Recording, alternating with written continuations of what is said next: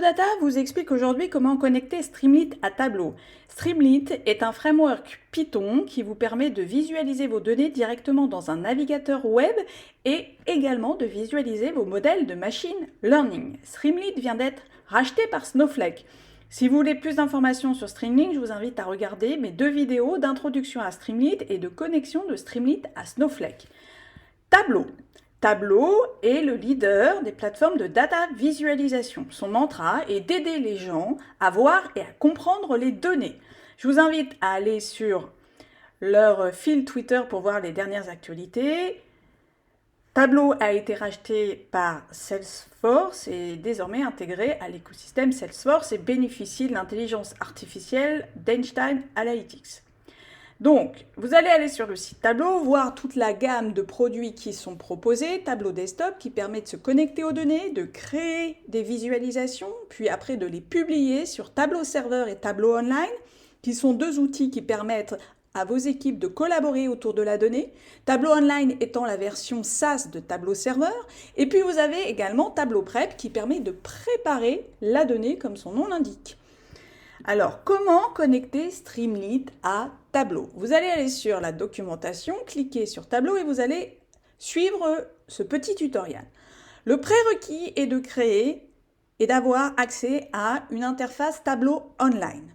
Ensuite, vous allez créer un Personal Access Token dans et depuis Tableau Online. Vous allez pouvoir ensuite configurer la connexion entre Tableau et le cloud Streamlit. Puis ensuite, exécuter grâce au Tableau serveur client qui va faire le lien entre Tableau et l'écosystème Python sur lequel repose Streamlit. Vous allez exécuter ce script Python qui va vous permettre en fait de remonter la liste de l'ensemble des workbooks, c'est-à-dire des fichiers publiés dans Tableau, et également d'afficher une visualisation d'un dashboard qui est hébergé côté Tableau Online. Voilà ce que donne le résultat. Donc vous voyez l'ensemble, ça remonte l'ensemble de la liste des dashboards et des workbooks qui sont publiés.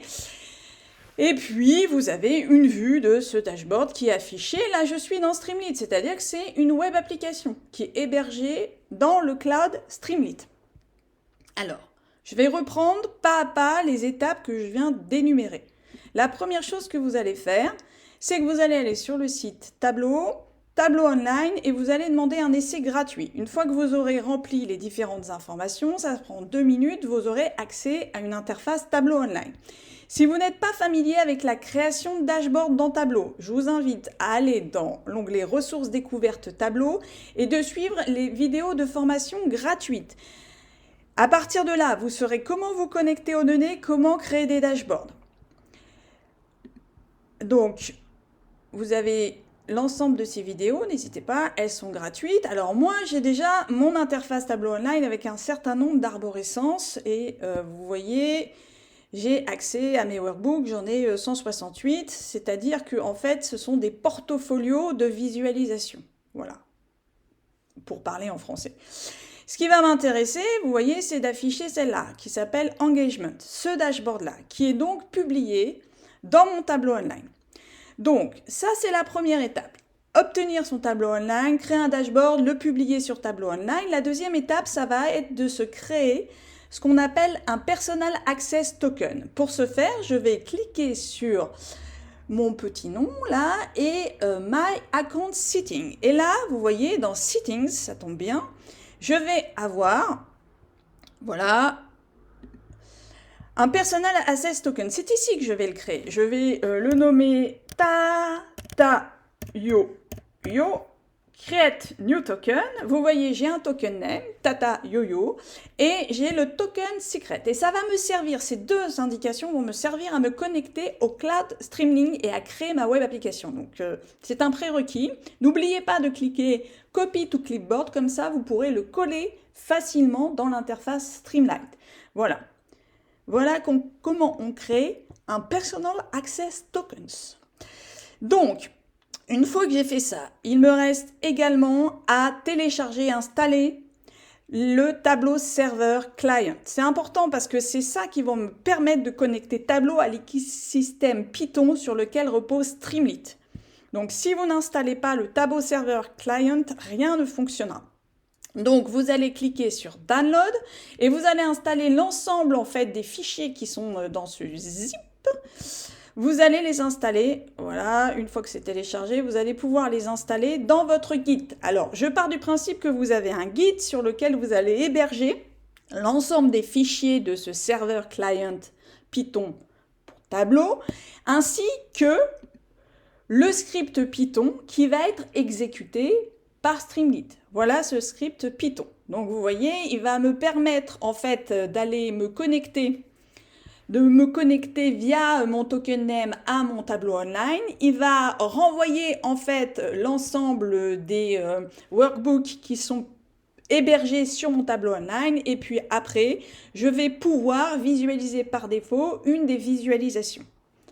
Voilà un peu ce que fait ce script Python, qui est donc hébergé dans un dossier sur lequel j'ai l'ensemble de l'arborescence de mon serveur client Python. C'est important, très important. Une fois que j'ai fait ça, je vais me connecter au cloud, au nuage Streamlit. Pour ceci, je vais sur leur site, je fais sign in et là, je vais me connecter en connectant en fait Streamlit à mon GitHub.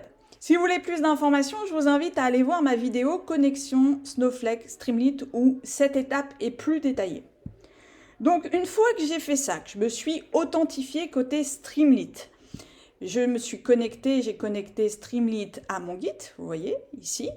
Je vais pouvoir créer une nouvelle application. Donc, je vais cliquer sur New App, aller identifier et récupérer donc l'arborescence GitHub sur lequel j'ai mis l'ensemble de mes fichiers et aller récupérer le fichier Python qui va s'exécuter à la création de ma web application Streamlit. N'oubliez pas de cliquer sur Advanced Settings parce que c'est là que vous allez déterminer la version Python que vous avez déjà installée sur votre ordinateur. Si par exemple vous avez une version 3.8 et que là c'est 3.7, ça ne marchera pas non plus. Et n'oubliez pas, c'est là qu'on va écrire les secrets. Donc les secrets, c'est ce qui permet de garantir la sécurité, que je me connecte à mon tableau online et pas celui du voisin. Donc voilà ce que ça donne, puisque moi je l'ai déjà fait. J'ai déjà fait cette création de web app. Settings, Secrets, et vous voyez, donc voilà le formatage qui est expliqué dans le tutoriel. Vous avez donc le token name, vous avez retenu que je l'ai appelé Streamlit de façon originale. Et comme j'ai copié en fait ce personal access token dans mon clipboard, je fais paste et là je vais le voir apparaître ici, dans ma boîte à secrets. Ensuite, je vais renseigner l'URL de mon tableau online. Voilà, c'est ce qu'il y a en fait avant tableau.com, enfin tout ça là, toute cette URL jusqu'à là. C'est ça qui va me servir sur cette partie serveur URL. Et puis mon site ID. Alors le site ID, voilà, le site ID, il est juste après site et avant user. Voilà, pour moi c'est Magali Trumin. Donc, une fois que j'ai fait ça, ne pas oublier de sauvegarder. Si vous ne sauvegardez pas, vous ne sauvegardez pas vos secrets et la connexion ne fonctionnera pas. Une fois que vous avez fait ça, vous allez déployer votre application. Et donc, au final, là voilà mon application. C'est-à-dire que ma web app est déployée. Voilà, je vais faire ça comme ça. Hop là, il va ouvrir une nouvelle page. Voilà, et mon application est déployée. Alors, ne pas oublier qu'ici, il y a une zone qui permet de débugger. Si ça se passe mal, vous pouvez visualiser en fait les différentes étapes qui ont permis la construction de cette web application. Voilà, et donc vous voyez en fait l'utilisation de ma version de Python 3.8, l'utilisation du client serveur Tableau. Voilà, vous avez tous les détails de ce qui se passe en background. Donc voilà en fait ce que ça donne. Alors ce que je voulais vous montrer, c'est que vous pouvez effectuer des modifications dans GitHub qui vont être prises en compte immédiatement côté interface navigateur. Donc là, je vais modifier le code, en fait, mon script Python. Je vais mettre 9 pour changer en fait l'image et importer un autre dashboard. Voilà, je vais enregistrer les changements côté Git. Et je vais revenir en fait sur Streamlit. Et là, vous voyez qu'en fait, l'interface web se met à jour automatiquement. Et j'affiche une nouvelle image, un nouveau dashboard qui est hébergé côté tableau online, sur mon tableau online. Alors, si vous voulez aller plus loin, sur votre connaissance de Tableau, 2 chaînes YouTube incontournables, Tableau Team, qui va vous mettre en avant toutes les capacités de la plateforme Tableau, quasiment illimitées en termes de data visualisation, ainsi que les dernières nouveautés, les dernières innovations. Vous avez aussi la playlist d'Andy Kribel qui va vous permettre de voir comment il crée des visualisations, des dashboards en live, à partir de ces jeux de données et comment après il les publie. Donc ça, c'est extrêmement intéressant pour gagner en confiance dans la création de vos visualisations et de vos dashboards. Et côté stream, alors, vous avez aussi des spécialisations sur Coursera pour dominer Tableau. Voilà, vous avez une spécialisation qui va vous permettre aussi de connaître les fondamentaux de la visualisation, les principes de design des dashboards, etc. C'est une bonne certification pour rentrer dans l'outil Tableau. Et si vous voulez, en fait, côté Streamlit, gagner en confiance, savoir tout le potentiel de ce framework Python, allez sur cette chaîne YouTube Data Professor et sur cette playlist Streamlit Web Application in Python.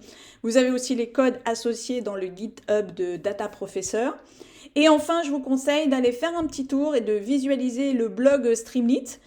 Et dans ce blog-là, vous avez un accès aux tutoriels et qui vous permettent de voir comment on crée des interfaces sympathiques dans Streamlit, comment on crée des sliders, Voilà, c'est très instructif si vous voulez rentrer dans l'utilisation quotidienne de Streamlit. Cette vidéo est terminée. Si vous voulez accéder à toutes les ressources qui m'ont permis de la créer, allez dans la description de cette vidéo. Je vous remercie de votre attention.